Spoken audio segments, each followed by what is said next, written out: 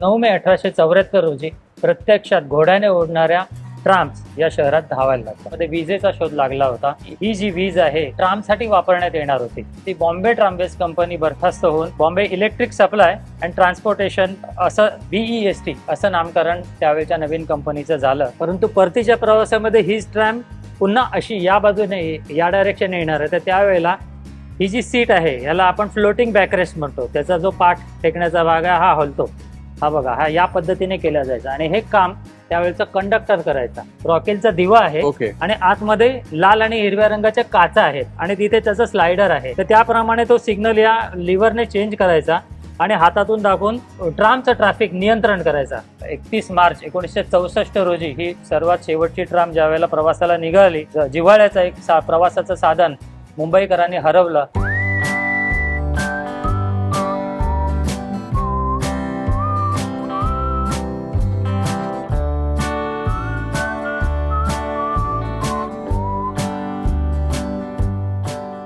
नमस्कार, मी विनायक परब घेऊन आलोय लोकसत्ता गोष्ट मुंबईची पर्व दुसरे.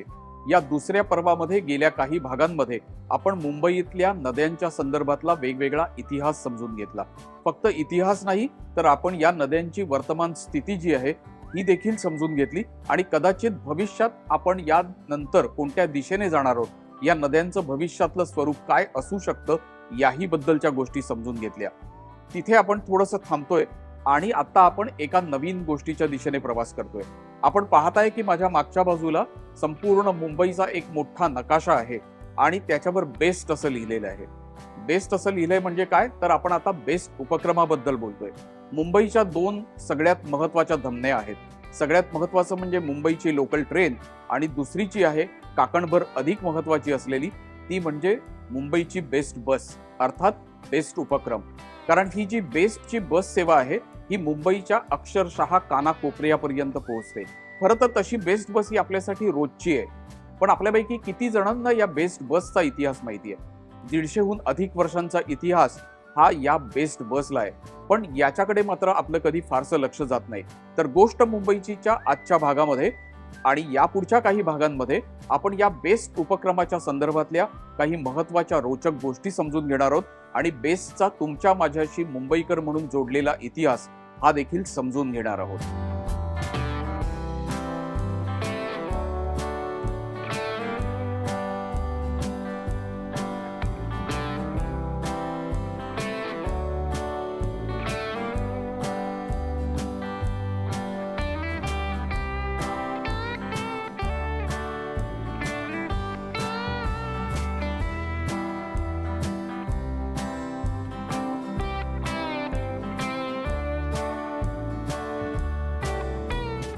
आपण आता आहोत BEST म्हणजे बेस्टच्या आणिक आगार जे आहे तिथल्या बेस्ट संग्रहालयामध्ये आणि आता आपल्या सोबत आहेत आपल्याला माहिती देण्यासाठी या संग्रहालयाचे सहाय्यक कार्यादेशक यतीन पिंपळे. पिंपळेजी, आपलं स्वागत आहे लोकसत्ता.comच्या या गोष्ट मुंबईमध्ये. आपण ज्या ज्या वेळेला मुंबईबद्दल बोलतो, बेस्ट बद्दल बोलतो, त्यावेळेला जुन्या काळातली जी सगळी मंडळी असतात ती नेहमी आठवणी सांगतात त्या सगळ्या ट्रामच्या असतात.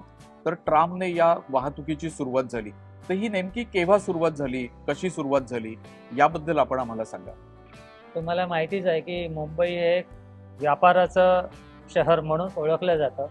त्या काळामध्ये हा कापडाचा उद्योग हा फार मोठ्या प्रमाणावर सुरू झाला होता आणि दळणवळणाची गरज म्हणून ट्राम सेवेचा विचार होऊ लागला होता.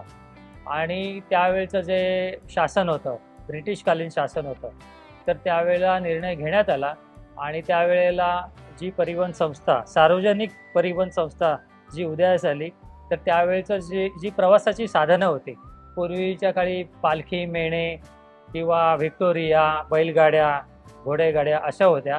तर आत्ताच्या सारखी टेक्नॉलॉजी त्यावेळेला नव्हती. तर म्हणून त्यावेळेला त्या शासनाने तेव्हा जो निर्णय घेतला आणि घोड्याने ओढणाऱ्या ट्राम सेवा चालू करायची असं त्यावेळेला ठरलं. आणि हा निर्णय झाला त्यावेळेला बरोबर 150 वर्षापूर्वी 12 मार्च 1873 रोजी बॉम्बे ट्रामवेज कंपनी याची स्थापना या मुंबई शहरात झाली आणि 9 मे 1874 रोजी प्रत्यक्षात घोड्याने ओढणाऱ्या ट्राम्स या शहरात धावायला लागतात. 9 मे 1874 म्हणजे आता आपण 150 वर्ष Yes. पूर्ण करण्याच्या दिशेने आपला प्रवास सुरू झालेला आहे हो. ऑलरेडी, कारण मे महिना होऊन गेला आहे होऊन आणि गेला. आता तर मग आता आपण या 150व्या वर्षामध्ये आहोत. हं. मुंबईकरांसाठी हे खूप महत्वाचं आहे की आपण मुंबईतल्या सार्वजनिक वाहतूक सेवेचं आता 150वं वर्ष जे आहे ते आपण आता साजरं करतोय. पण असं म्हणतात की सुरुवातीच्या काळामध्ये ही जी ट्राम सेवा सुरू झाली त्याला खूप विरोध देखील झाला. म्हणजे अशा काही नोंदी सापडतात आपल्याला की त्याला खूप विरोध झाला. तर हा विरोध कशासाठी होता? कसं आहे की विरोध हा नेहमीच होतो. तुम्ही पाहिलं असेल की जिथे जिथे ज्यांच्या व्यवसायावरती गदा येत असते, तर ही जी सार्वजनिक वाहतूक व्यवस्था जी सुरू होणार होती त्याचं भाडं बाकीच्या तुलनेत थोडं कमी असल्यामुळे त्यांच्या रोजगारावरती, त्यांच्या व्यवसायावरती परिणाम होणार होता. तर साहजिकच त्यांनी ह्या सार्वजनिक परिवहन व्यवस्थेवरती काही कुरघोड्या करायचं त्यांनी केलं. त्याच्यामध्ये ट्रामच्या रुळांमध्ये खडी भरणं किंवा दगड हे करून ठेवणं असे प्रकार केले की जेणेकरून ही सेवा बंद पडावी आणि त्यांचा जो धंदा आहे तो हे करावा. तर साधारण रेखलेवाले, टांगेवाले, बैलगाडीवाले असे ह्यांचा जो व्यापार होता, ज्याच्यामुळे त्यांच्या या व्यवसायावरती परिणाम होणार होता, तर अशा लोकांनी ते उद्योग केले होते. मित्रहो, लक्षात असं येईल की मनुष्य स्वभाव त्याही वेळेला तसाच होता, आत्ताच्याही वेळेला तसाच आहे. ही जी सुरुवातीची ट्राम सेवा होती ती घोड्यांची होती. तर त्याच्यामध्ये काही वेगवेगळे प्रकार होते का आणि कुठून कुठपर्यंत ही ट्राम सेवा सुरू झालेली होती? ही जी ट्राम सेवा सुरू झाली ती ग्रँड बिल्डिंग कुलाबा ते पायधोणी नाका असा महत्त्वाचा रूट होता. आणि त्यातला एक रूट हा क्रॉफर्ड मार्गे होता आणि दुसरा जो रूट होता तो काळबादेवीच्या इथून तो पायधोणी मार्गे होता. आणि ट्राममध्ये दोनच मुख्य प्रकार होते. एका घोड्याने ओढणारी होती आणि 2 घोड्याने ओढणारी होती. 2 घोड्याने ओढणाऱ्या ट्रामची क्षमता 40 प्रवाशांची होती, तर एका घोड्याने ओढणाऱ्या प्रवाशांची संख्या 25च्या आसपास होती. प्रत्यक्षात त्याच्यामध्ये उभे प्रवासी सुद्धा जायचे, त्यामुळे त्यापेक्षा अजून एक 8-10 प्रवासी जास्त पकडले तरी चालते. मुंबईतली घोड्याने ओढली जाणारी जी ट्राम होती ती सेवा बंद झाली. पण ती सेवा बंद होत असताना एक नवीन गोष्ट घडली होती आणि ती म्हणजे इलेक्ट्रिकवर चालणारी ट्राम अस्तित्वात आली होती. मित्र, आपण पाहताय की इथे प्रत्यक्ष हे इलेक्ट्रिक ट्रामचं मॉडेल जे आहे ते देखील इथे आहे. सर, आम्हाला असं सांगा की ही इलेक्ट्रिक ट्राम केव्हा सुरू झाली आणि त्याचा सुरुवातीचा प्रतिसाद किंवा बाकीच्या गोष्टी काय होत्या? अर्थात घोड्याच्या ट्राम एकदम बंद झाल्या नाहीयेत. त्यावेळची जे तंत्रज्ञान होतं त्याच्यामध्ये विजेचा शोध लागला होता आणि ही जी वीज आहे ही ट्रामसाठी वापरण्यात येणार होती. तर ट्रामसाठी ही वापरण्यात येणार होते, त्यामुळे आमची बॉम्बे ट्राम बेस्ड कंपनी बरखास्त होऊन Bombay electric supply and transportation असं BEST असं नामकरण त्यावेळच्या नवीन कंपनीचं झालं. कारण ट्राम चालवण्यासाठी विद्युत लागणार होते आणि ही विद्युत ट्राम जेव्हा सुरू झाली त्याचा फार मोठा परिणाम झाला. कारण जी घोड्याने ओढणारी जी ट्राम होती त्याच्यामध्ये प्रवासी संख्या लिमिटेड होती, मर्यादित होती आणि त्याचा स्पीडही अतिशय कमी होता, संथ गती होती. परंतु विद्युत ट्राममुळे काय झालं, ट्रामचा स्पीड वाढला आणि त्याच्याबरोबर प्रवासी नेण्याची क्षमताही वाढली.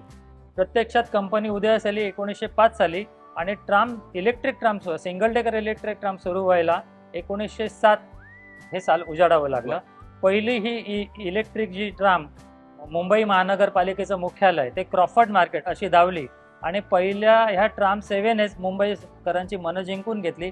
कारण ही पूर्णपणे इको फ्रेंडली होती, त्याला काही कुठल्याही प्रकारचं प्रदूषण नव्हतं, सर्वात जास्त स्पीड होता आणि मुख्य म्हणजे हे सर्वात स्वस्त असं साधन त्यावेळेचं प्रवासाचं. आणि आता आपण इको फ्रेंडली गोष्टींबद्दल बोलतो, पर्यावरण स्नेही गोष्टींबद्दल बोलतो, तर मला असं वाटतं की ही इलेक्ट्रिक ट्राम ही त्यावेळची सगळ्यात उत्तम पर्यावरण स्नेही अशी ही ट्राम होती.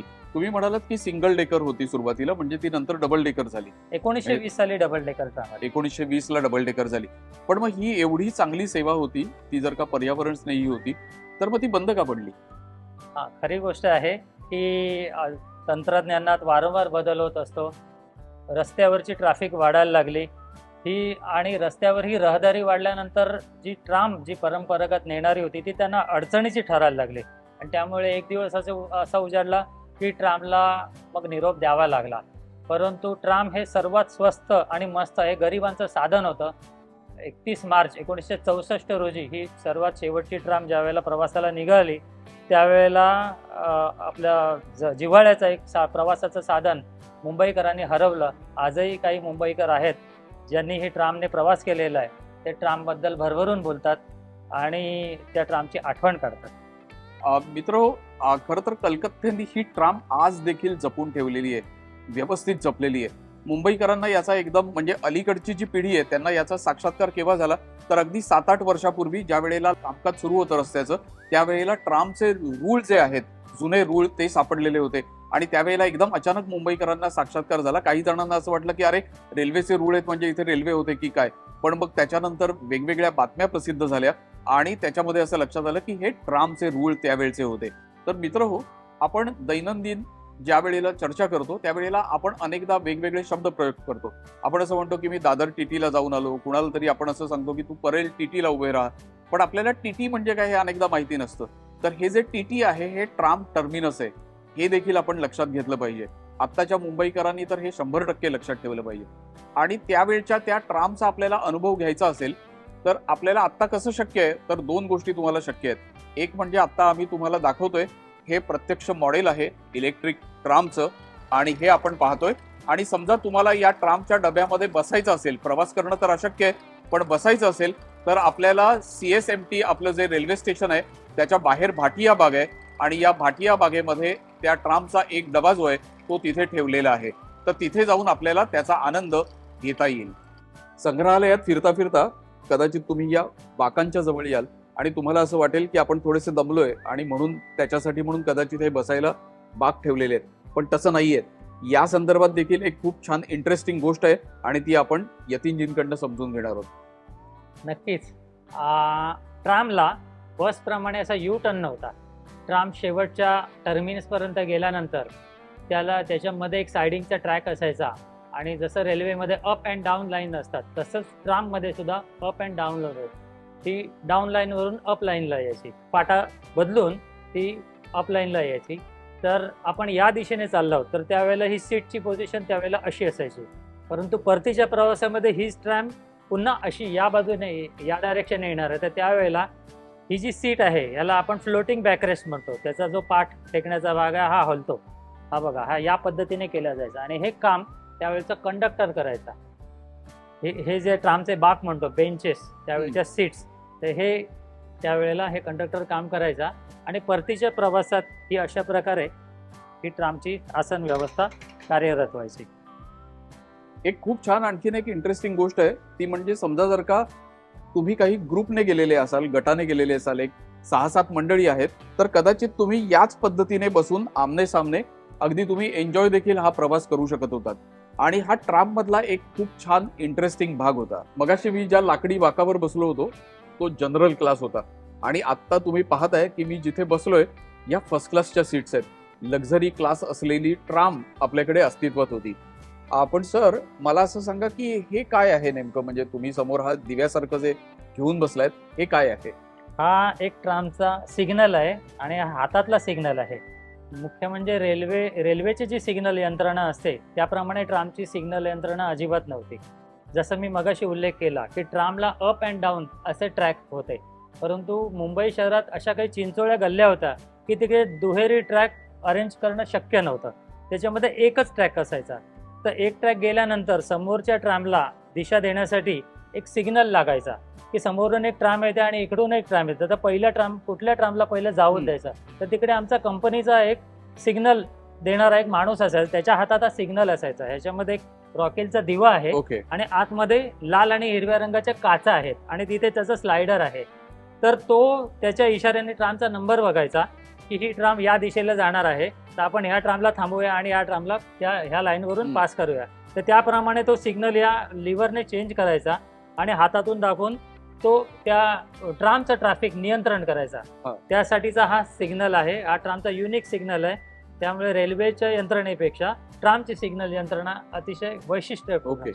तुम्ही आता असं म्हणालात की तो लिव्हर पुढे मागे करायचा, तर मग याच्यात काही रंगांचे बदल होतात का? हो, नक्की. त्याच्या आतमध्ये रंगीत 2 काचा आहेत आणि त्याचा लिव्हर आहे, तो सरकवला की त्याच्यामध्ये तसे बदल होतात. ओके. तर मित्र आपण पाहिलं या भागामध्ये की बेसचं हे संग्रहालय जे आहे यांनी आपल्याला जाणीव करून दिली आहे की ही जी सेवा आहे या सेवेला आता 150 वर्ष पूर्ण होत आहेत. म्हणजे खरं तर 150व्या वर्षात आपण प्रवेश केलेला आहे आणि 150वे वर्ष हे पुढच्या मे महिन्याच्या आसपास ते संपणार आहे.